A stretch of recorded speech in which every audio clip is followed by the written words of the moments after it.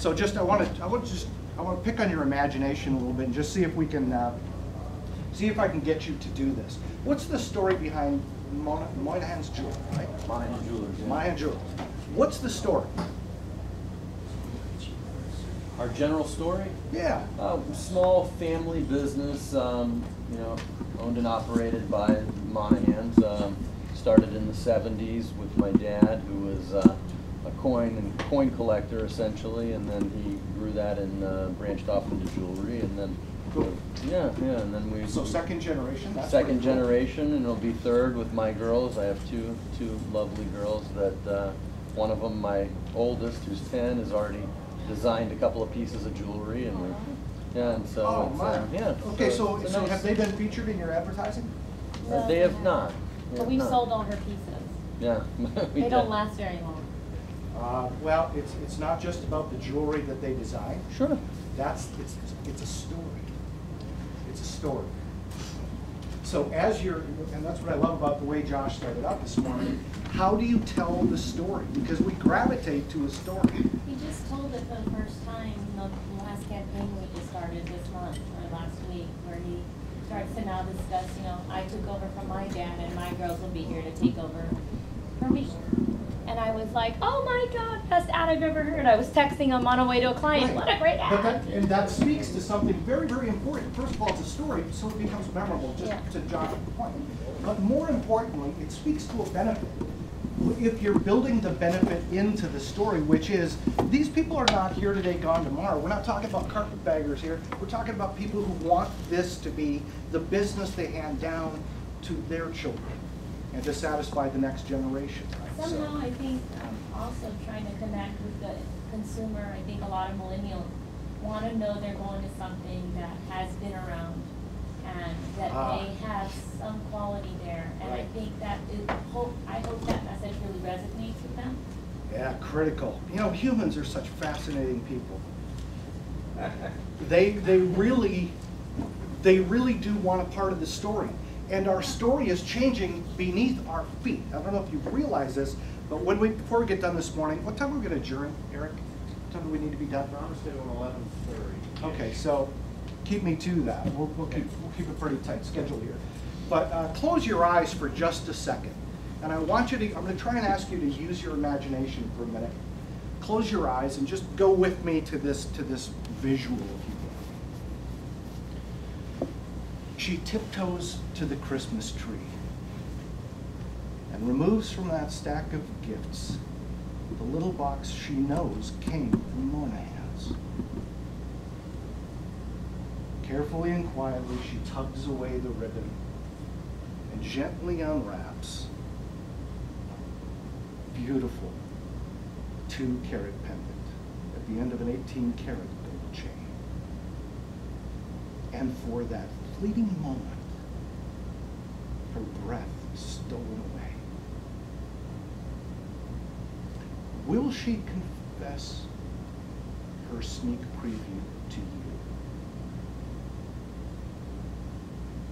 Only with her Christmas smile. Christmas smiles are both Moynihan's jewelry. Fair enough? So it's important you tell your story, but it's a compelling thing too when you refine the craft of learning the consumer's story and figuring out how you fit into it. And that's important for jewelers. You might be thinking as a relocation company or a decluttering company that your job is different. And in many ways it is, many ways it's not. You know, moving stuff, we move stuff. We move stuff, that's what we do. We're stuff movers. But there's more to it than that. If you stop and think about the consumer you will serve and how they need you, these are people who may have been through quite a trauma with the housing downturn, either relocating from a house into an apartment, into a smaller dwelling. You know, things change, and you're helping those people out at a time that might be pretty tough for them. You might be serving people like my wife and I who are thinking about relocating from winter to Florida, which is going to be cool. You know, but we've moved several times in our life, and I'll tell you, at 56 years old, the story of my next move is not going to look like the story of my last move. I'm not gonna be lugging as many boxes. So how do you fit into the story where, you know, you're building a place where it's gonna be fun for the kids and the grandkids to come visit? We look forward to helping you with that. So, you know, thinking about your story, critical. Whether you're in furniture, whether you're in healthcare, dental, whatever category you're in, your story is important. More important, though, is how do you fit into the story of the consumer that you will serve? And that's a little bit of food for thought. Where we want to go next? There's a process here. I'm not going to dwell on this.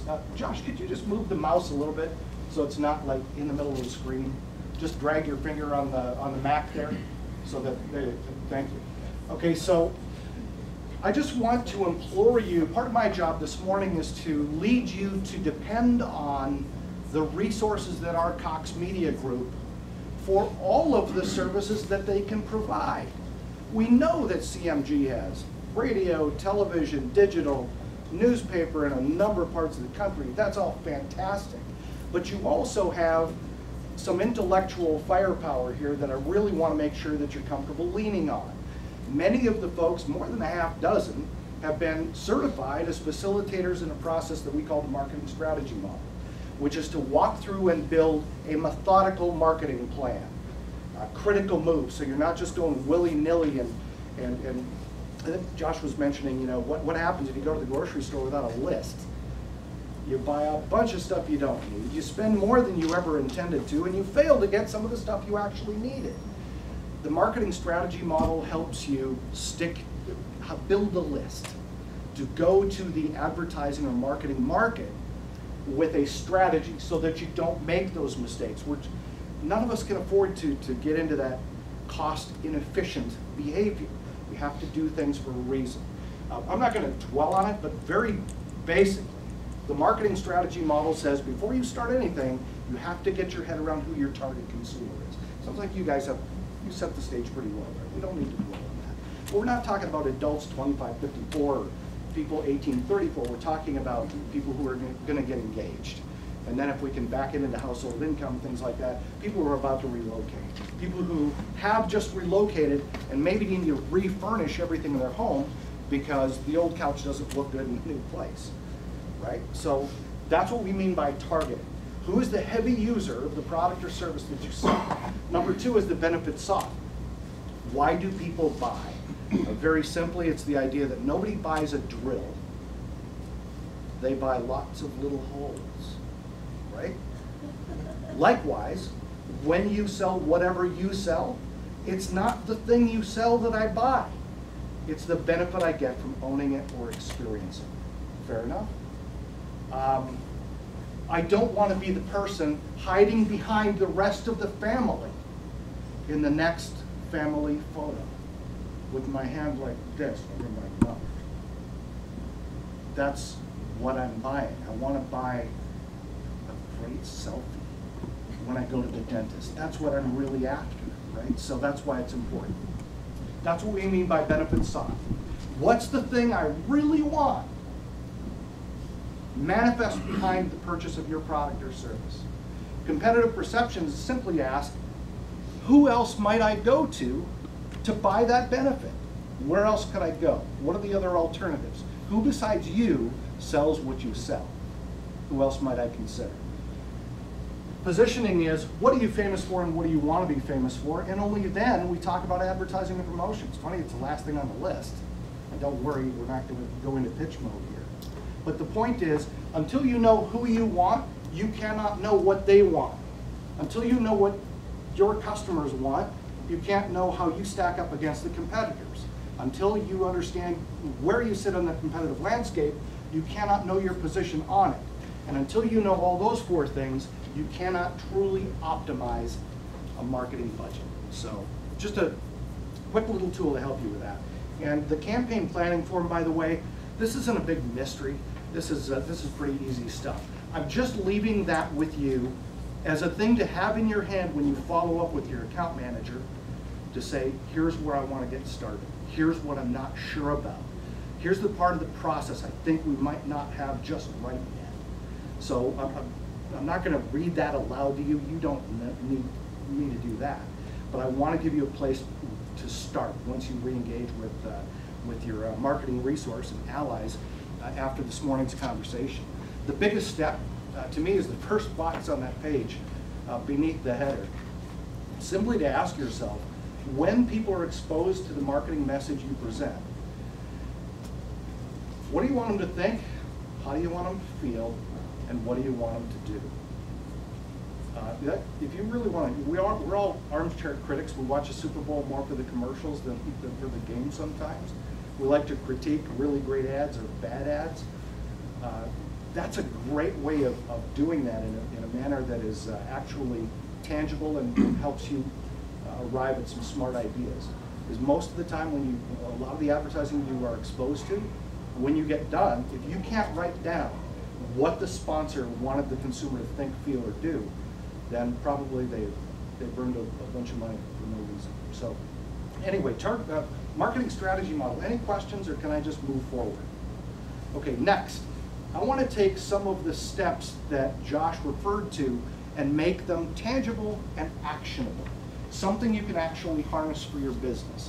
That's one way, campaign planning form, so be thinking about that. But another thing that I just wanted to simplify, take a lot of complex ideas here and boil it down to an essence you can work with for your business. And by the way, this is media agnostic.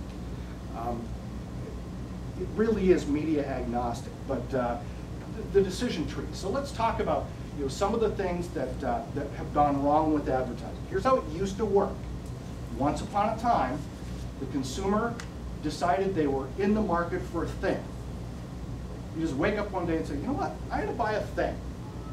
And then the advertiser shouted, hey, guess what, consumer, we have that thing. It's awesome. By the way, that thing is on sale. So step 3 would be to offer an incentive.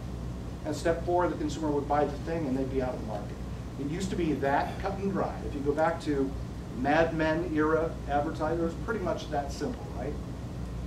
It's not that linear now, though. It's a little bit more, we want to think dysfunctional. It's not dysfunctional, it's actually more functional when you think about it. But we're into this whole decision era, the digital era, where there's more options. There's more things going on. So one of the things that, thinking about the decision tree, the way I'm going to lay this out, it makes all of those new, confusing options easier to get your head around. If I can do that this morning before we adjourn, then we're in good shape. So here's the deal. I'm going to show you a model that I want you to walk through, and I'm going to use retail apparel in our example. Not because any of you sells retail apparel. We're using that exactly because there is nobody in the room who sells retail apparel. Am I right? Okay, good. But has everybody in the room purchased retail apparel, clothing, right? Okay, good. So what I want to do is ask you, what are the precipitating events that make you say, as a consumer, huh, I'm going to buy some clothes? Changing the weather. Okay, changing the weather. All right, so one of the provocations that might put you in the market to buy clothes is seasonal. Fair? What else? Lost weight. I lost some weight. Lost or gained weight, right? Okay. Event. What else? Pardon me? Event. Events. Okay, tell me more. What do you, Wedding. okay, wedding. Prom. Big meeting. I'm going to Big stand in front of the meeting. group today. I better get a new job. Job. Okay. Awesome. What else? Eric makes fun of my jacket. A comment. Peer pressure. Yeah. Ah. Peer pressure. Okay, peer pressure is an important thing, right? That's bad. Very good. What else? New trends, New trends? fashion styles. Things happening? Great. You might hand one of these up to everybody too. Thank you. All right, so let me sum up your list.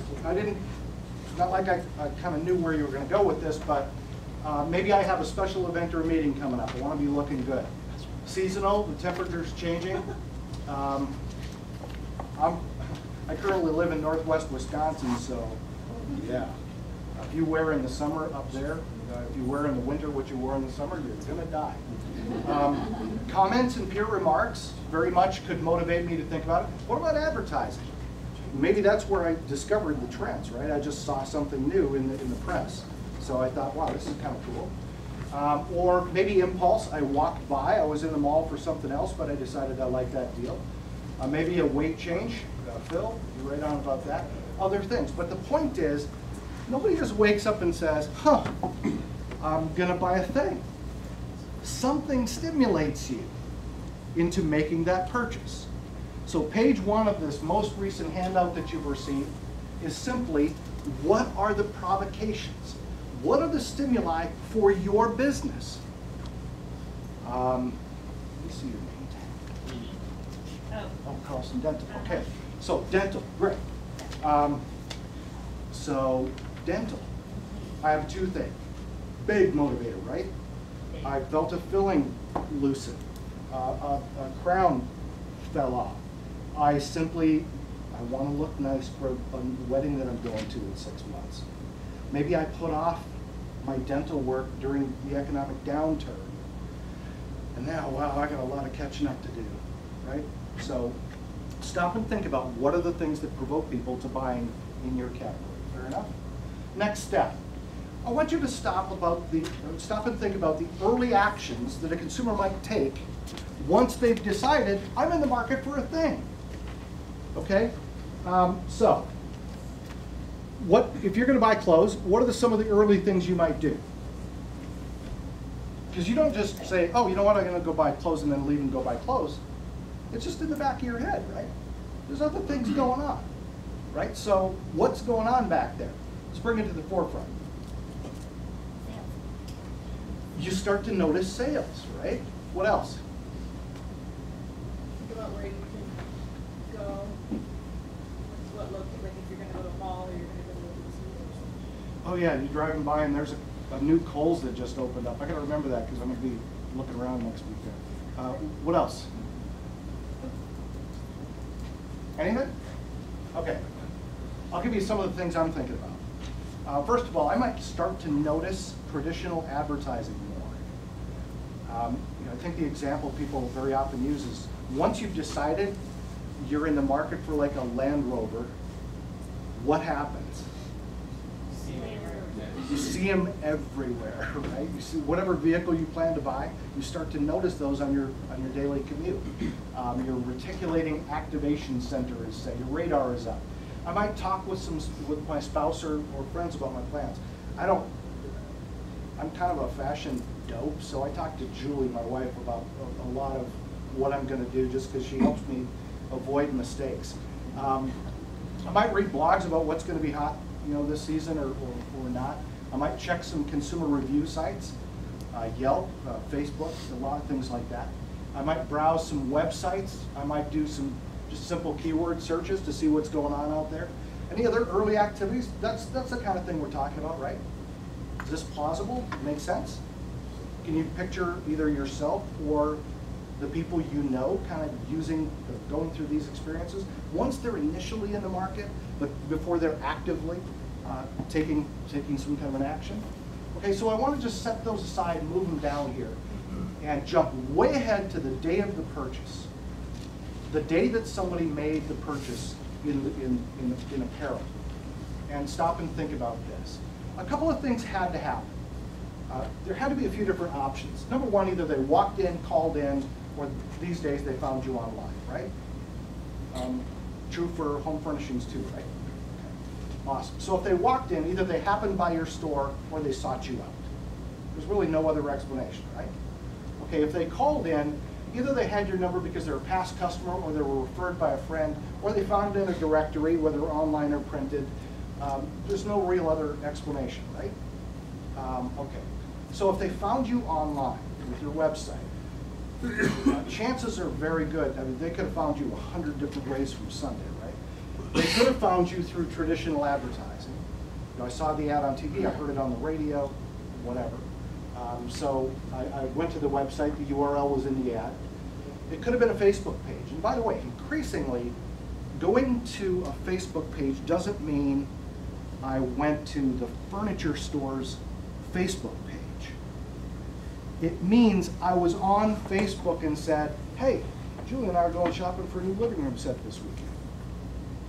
And somebody on my Facebook page would say, oh, I heard there's a sale at Freedom. Awesome. So Facebook isn't just a Facebook version of your website. It's not how you get people to your Facebook page as a company. It's how you get them to talk about you on their Facebook page. That's what makes it social.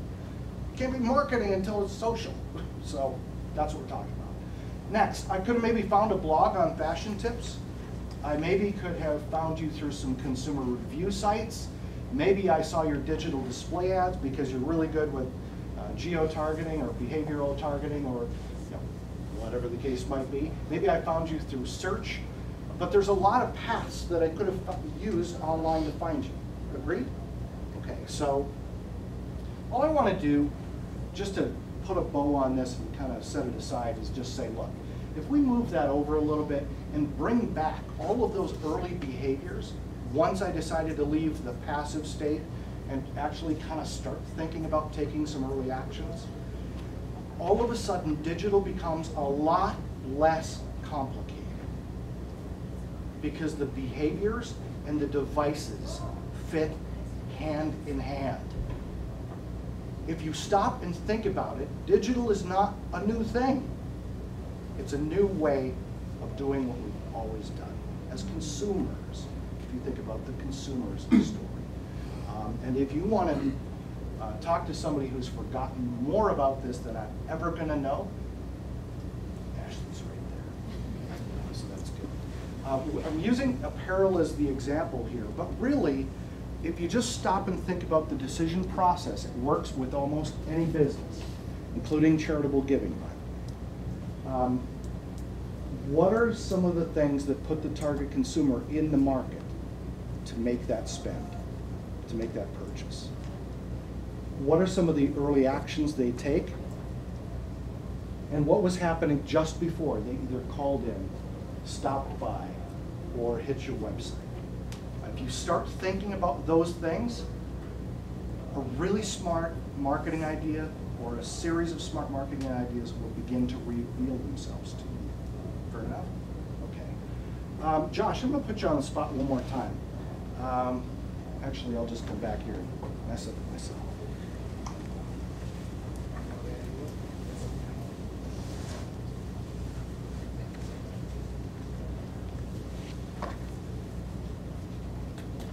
Any questions or arguments so far, by the way? All right, so when I mentioned the resources of CMG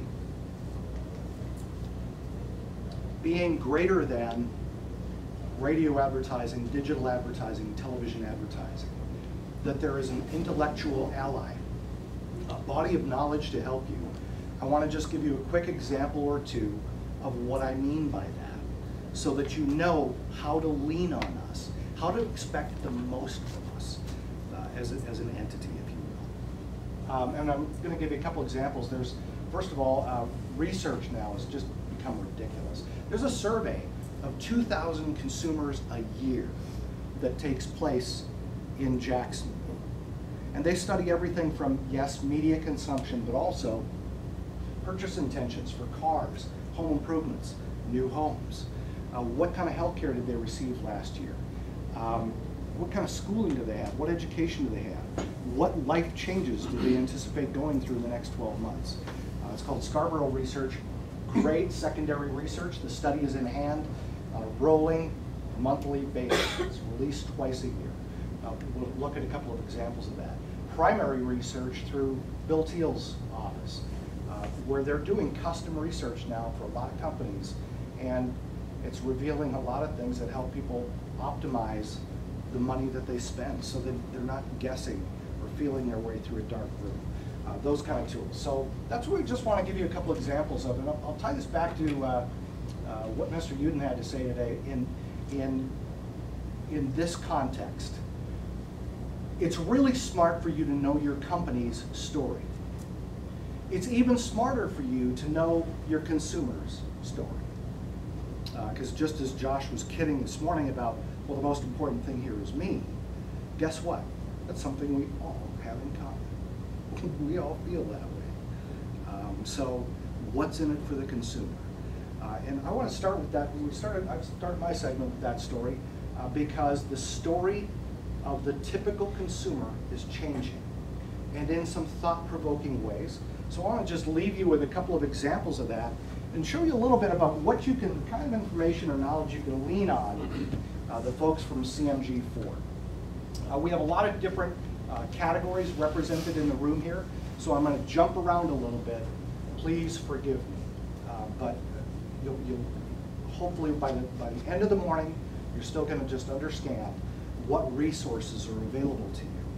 And it'll help you think more thoughtfully about the customers that you serve or that you aspire to serve, okay? First of all, do you know how many adults in Jacksonville, what percent, we looked at all adults 18 plus and asked, what percent of you are married with children living in the household? And by the way, have you been through audience DNA? You don't get to go, okay? But we're pulling the folks who haven't seen the data. What percent of adults would say, you know what, that describes me? I'll raise my hand. We're married with children living in the household. What percent of adults is that? Yes? 20. 20? Really? 50? 40? 40? Okay, so kind of all over. The number's 23%, so you're pretty close. What percent of Jacksonville adults would describe themselves as simply married, whether or not there are children living in the household? They're married. They might have kids, they may not have kids, they may have had kids, but they left home and went to college. What percent of adults in Jacksonville are simply married? 40. 40, 50? Okay, pretty close. It's 52%. What percent of Jacksonville adults would say, I am living in a 2-adult household? I may be married, I may not be married. 10. Pardon me? 10%. Oh, it has to be bigger than married, right? Right. Has to be bigger than 52%. 62. So 62%, okay. Any other guys? 75%? Sounds high. It's 84%. So this is just helpful in revealing how much the story is changing for a lot of people in Jacksonville. Now I want to clarify this a little bit.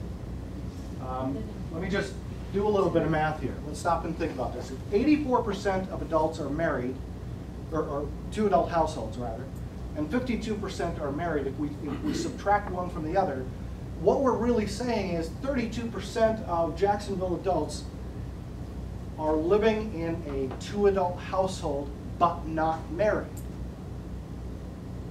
Agreed? Okay. Now here's where I want to clarify. This could be 2 traditionally gendered people in a relationship living together but not wedded. The old, pardon the pun, shacking up, okay? Could be that. Could be 42-year-old mom with a 19-year-old daughter. In the eyes of the research, that would be a 2-adult household, agreed? Could be a 45-year-old guy whose aging mother lives with him. Could be gay, lesbian, bisexual, transgendered couples. Could be 2 people sharing an apartment for economic reasons. Could be anything. But the point is, the number of non-traditional family units in Jacksonville now outnumbers traditional family units, what we used to think of as traditional family units.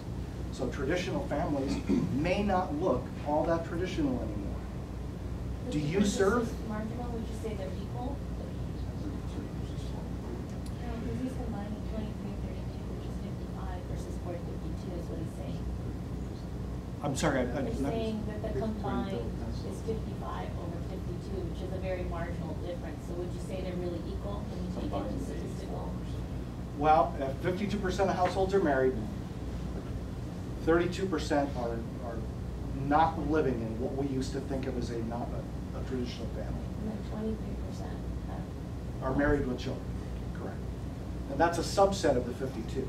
It's not on top of the 52. Okay. So, all of a sudden, if you want to reach families, the question becomes, well, hold it now. What's a family? it might not look the way that it used to. June and Ward, Cleaver, Wally and the Beeve, a little harder to find than they used to be. So just food for thought. Next, economics. You know, even just to think, you know there are more among women under age 30 now, there are more children born outside marriage than in. What does that how is that relationship celebrated if it's not a marriage? Is there are other occasions, other things that might spawn them to a purchase in your category? Just food for thought. Okay? All right, so economics. The other trends, I watch a lot of trends so I can kind of help people respond to them as marketers. A couple of things that I'm looking at that I really love. This is Florida's unemployment rate, going back to 2005. But I love that jobs are back, incomes are more stable, people just feel better now, right? And you're feeling that here, right? I'm from outside the market, but studying the numbers from outside the market, I can get a feel for just people's general attitude. This is gas prices. Green is Jacksonville, red is Florida, blue is US. You have to, and by the way, I did this screenshot yesterday. This morning it's below $2 a gallon. Isn't it cool that the typical Jacksonville household has about an extra $250 a month in their pocket today compared to a year ago today because of the cost of their commute. All of a sudden, I mean, what does that mean? I might have a little bit more discretionary income to play with, so that's good. I may be deciding, gosh, you know what? 5 years ago, I was thinking about moving way out, and I changed my mind because gas was $4 a gallon in 2008. Now I'm thinking, maybe that deeper commute wouldn't be such a bad idea. Maybe I can get more house for the money. So that could influence the way your business works. Home equity is back. Love to see this. Red line is break even. So you can kind of see where we were from 2007 to 2011. We were underwater in our houses. Let me get more specific about this. Focus on, well, hold it now. We'll come back to that. I'll have you look at home equity differently in a minute. Another trend that we're watching is simply the connected consumer. And the way we're watching that is fascinating. It's not the desktop or even laptop as much anymore. It's more about mobile.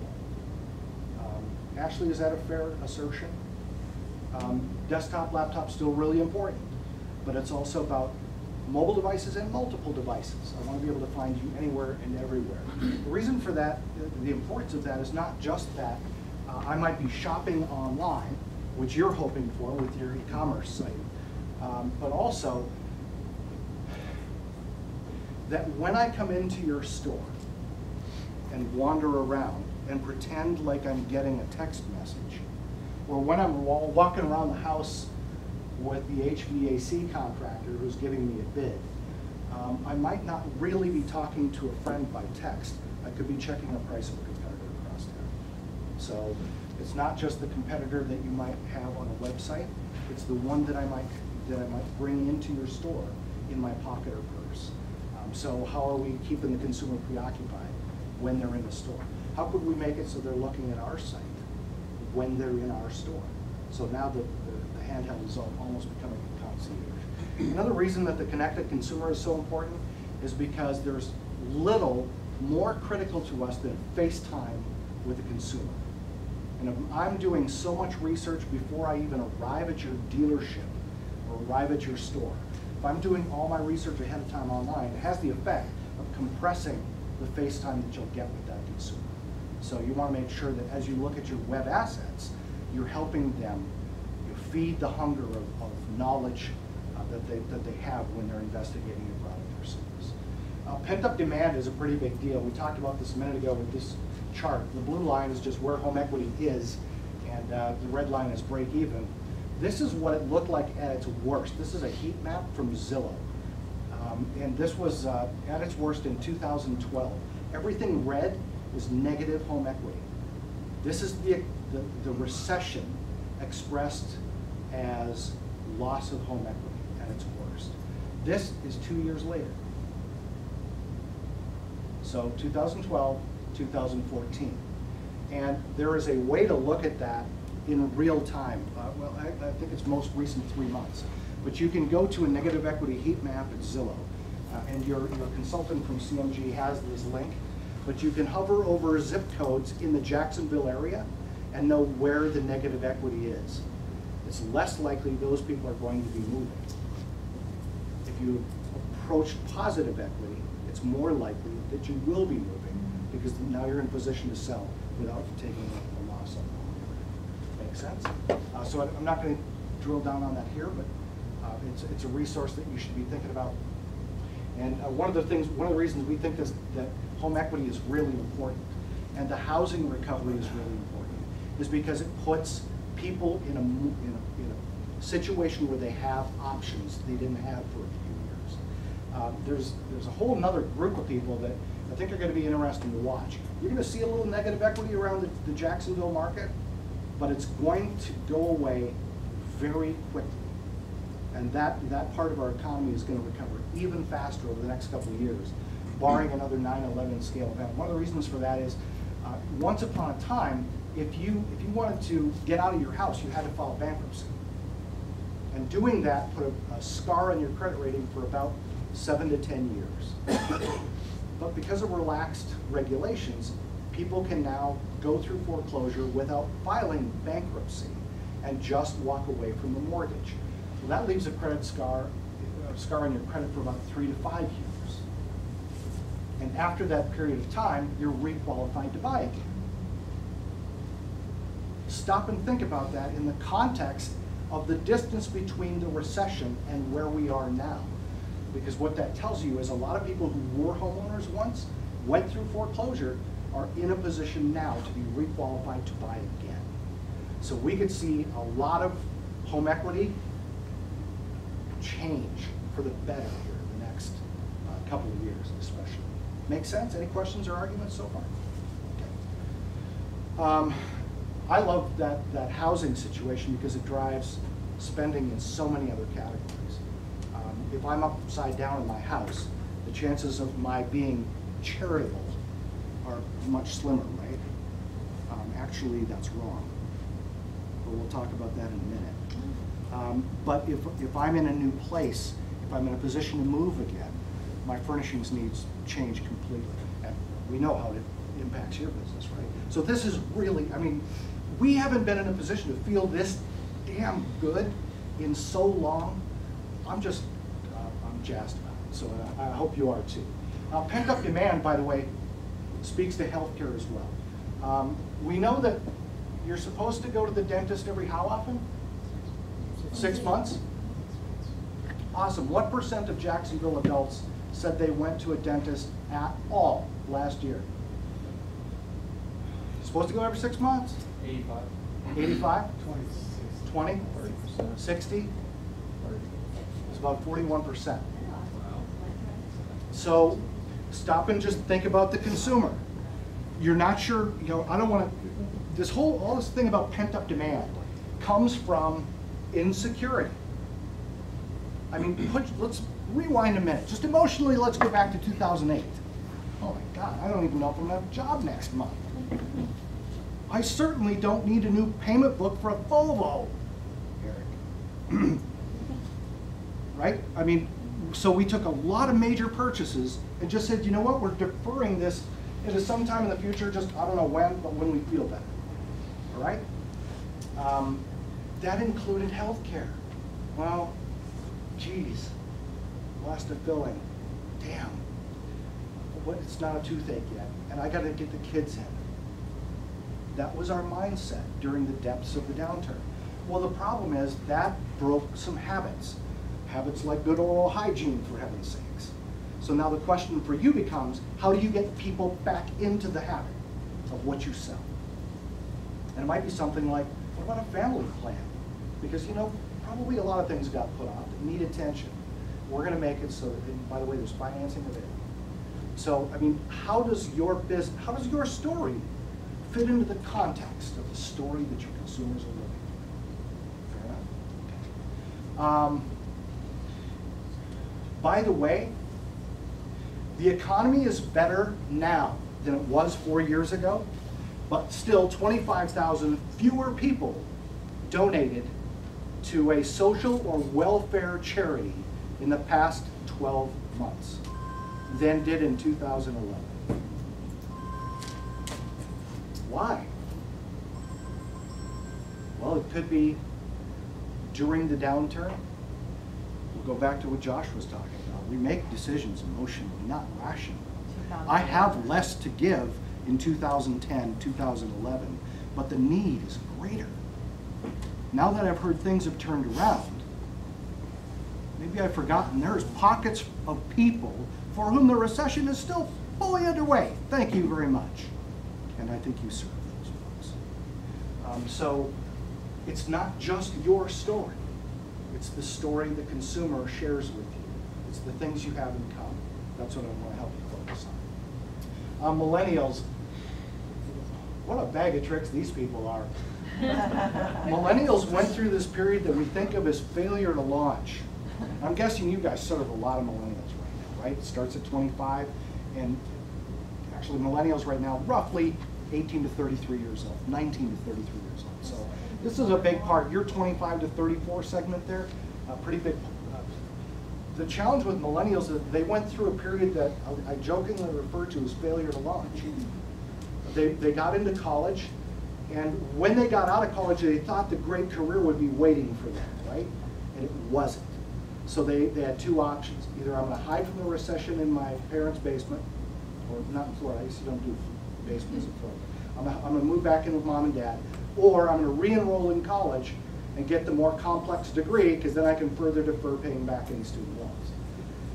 So it's been a while since, millennials did not take off. They didn't get their adult life underway in the way that generations before them did, between 18 and 25 years old. Well, it's underway. And Josh, you had your cute little story about your daughter. I have a picture about my grandson. It's the only way I'll outdo you today, but last year, for the first time in 7 years, the birth rate went up. 7 years since that's happened.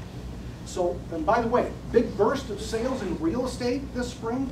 Guess what? 32% of them first-time home buyers. So we know that finally this delayed launch of millennials, these folks are off to the races now. Hold on to your hats.